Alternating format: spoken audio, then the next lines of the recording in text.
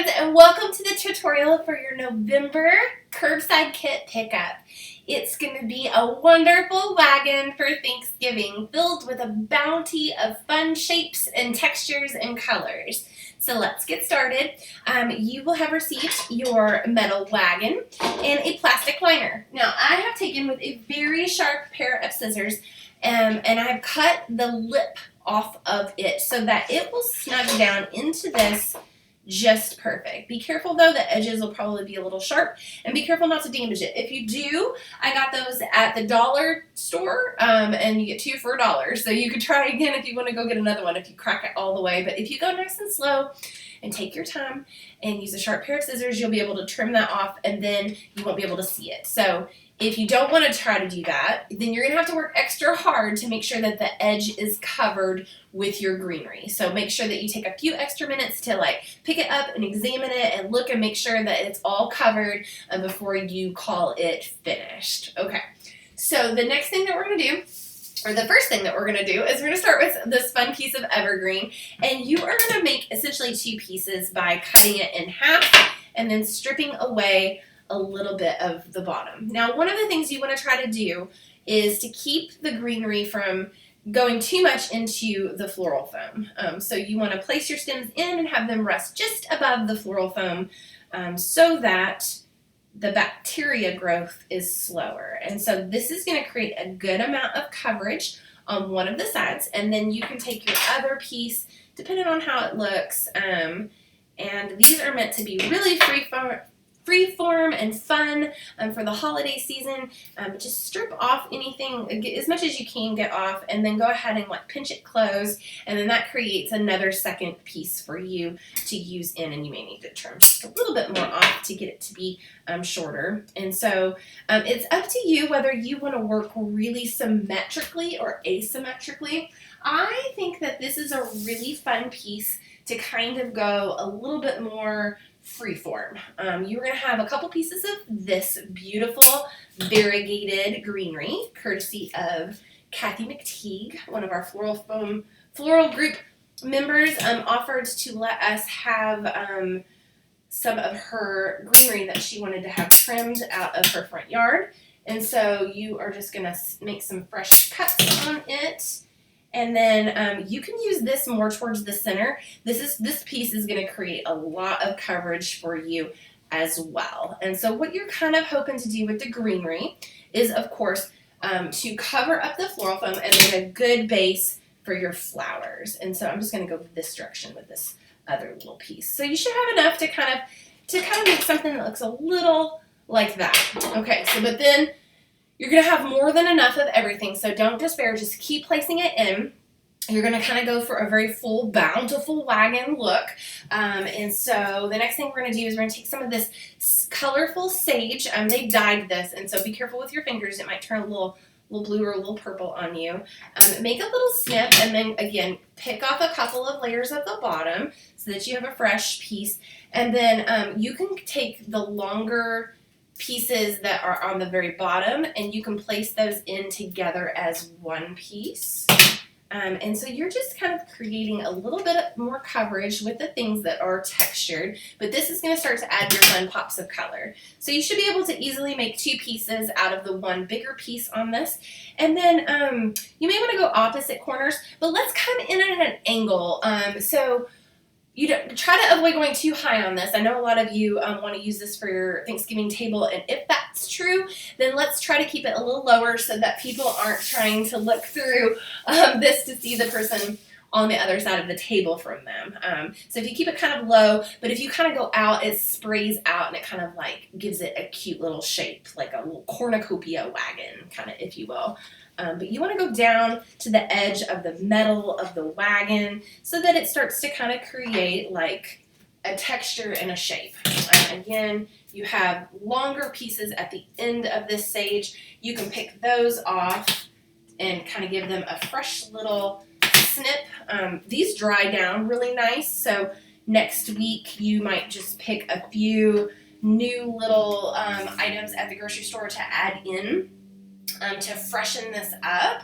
And some of it you're going to find, especially like the Status, it dries beautifully. And so, sorry about the lighting. I've tried all day long to get here to start in on this video, and it has just been, this has been one of those days. Miss Elaine can attest to that.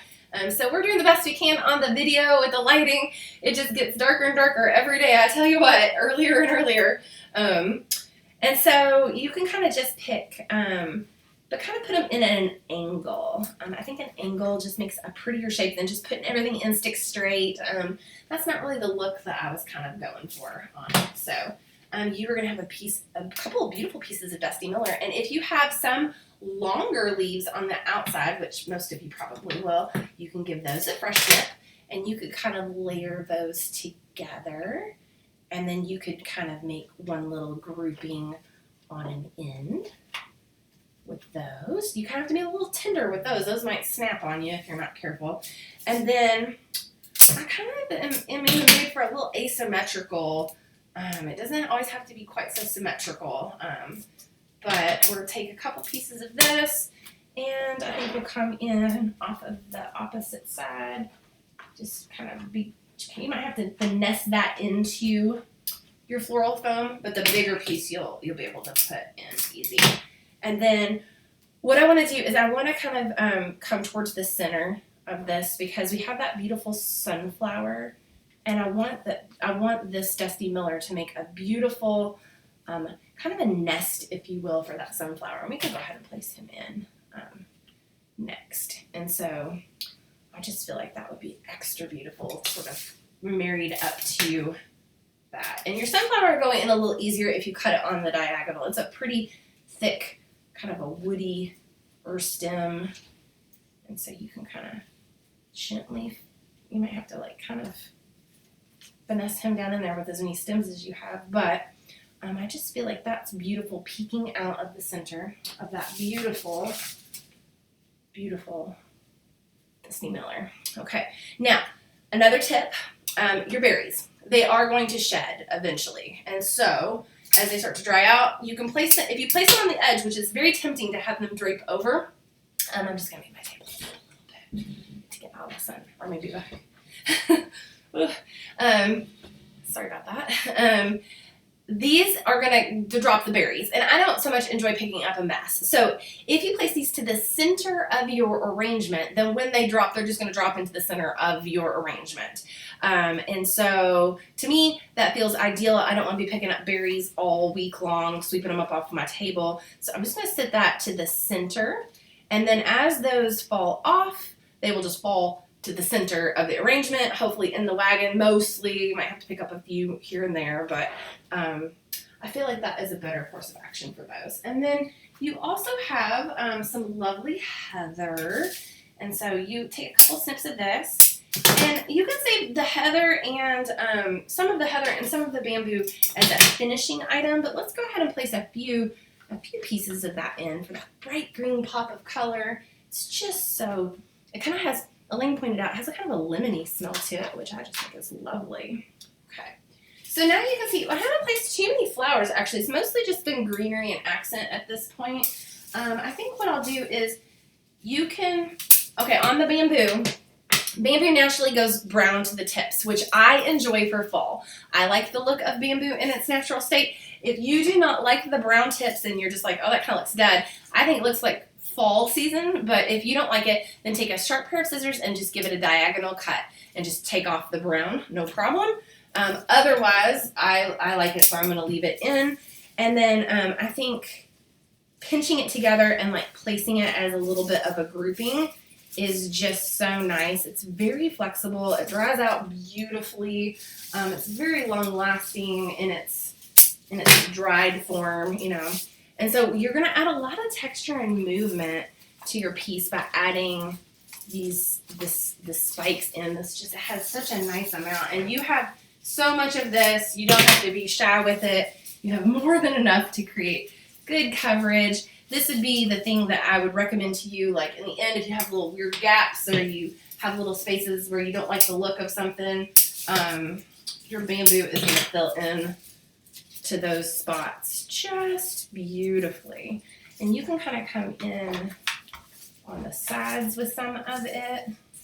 Just kind of a focal attraction without even being a flower. I mean, at this point, we only have the one sunflower placed in, and this just looks absolutely beautiful for the fall, I think. But let's put in some of our color. Okay. Let's put in, you probably have a mum in your mix. You might have a green Disbid mum, or you might have one of these brown ones. You probably need to pull the greenery off. At this point, you probably have enough greenery. But don't be afraid to let those be on the side. Let those come out and be a little longer. And you can do that with your rose. I think that would be beautiful.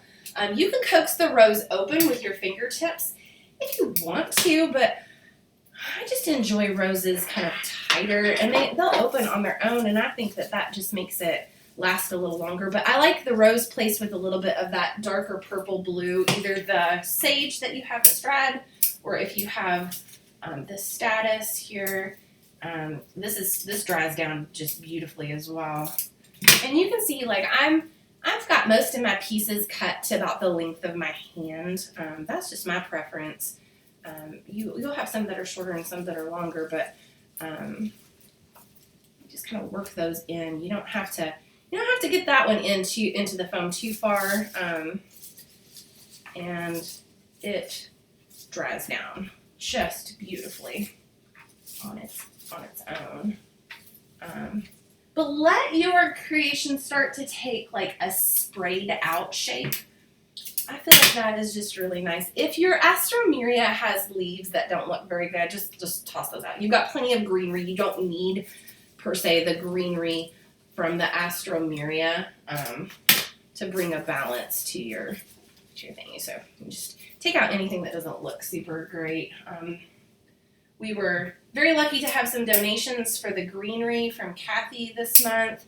The floral prices have gone just through the roof here lately. And the greenery itself is terribly expensive. And so I was just really thankful that we were able to bring you such a fun amount and a fun variety of flowers, and still hold to that normal $20 price point for the club kit. I was a little worried, but we had Elaine and I foraged up enough of the free items for you to really bring a lot of interesting texture to this, a lot of creativity, and so I just really hope that you enjoy these for your table this month. And then as you start to wind down on what's left with your flowers, you can start to just see if are there any holes that need to be filled. And what I recommend is that you pick up your arrangement and you kind of look at it from the side and see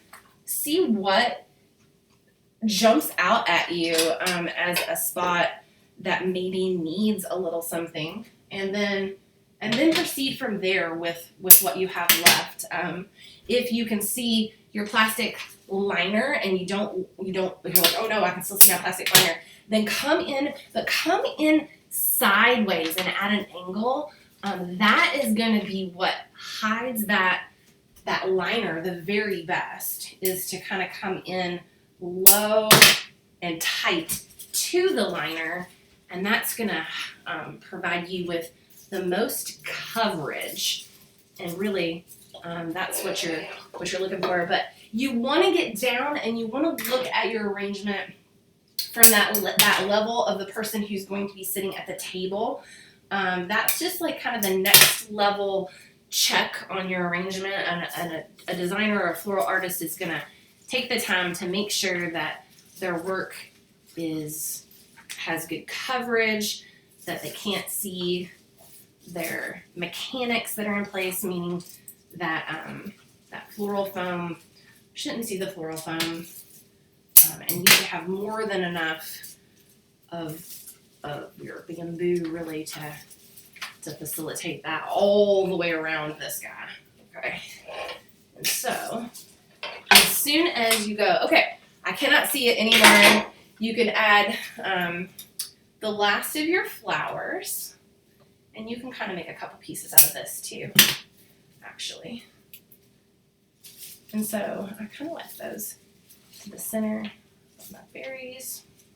I pushed too hard on the berries and they are going to come off. So maybe take it easy on the berries a little. They're a little bit more delicate.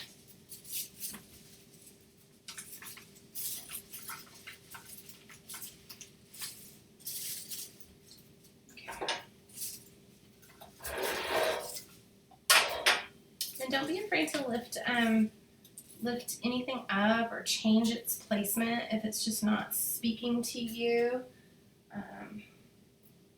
Try to avoid going pulling stuff in and out of your floral foam too much. Try to keep it, so that you're not marring up the holes in it too much. Because at a certain point, you won't be able to get your placement the way that you want to anymore. But the final finishing touch is the welcome pick on your welcome wagon. And so I think it's cute to kind of go just centered up on the welcome wagon pick and just make sure that people can see it from the front. And then you can display it with this resting down on the table or up in the air. It's up to you. But there you have it. Just a beautiful little welcome wagon full of beautiful fall flowers. The ones will still continue to open up. I hope this brings a lot of joy for your Thanksgiving table. I hope that you have a wonderful Thanksgiving with your friends and with your family. And I hope that you're blessed abundantly this season. Enjoy your flowers this month, and bye for now.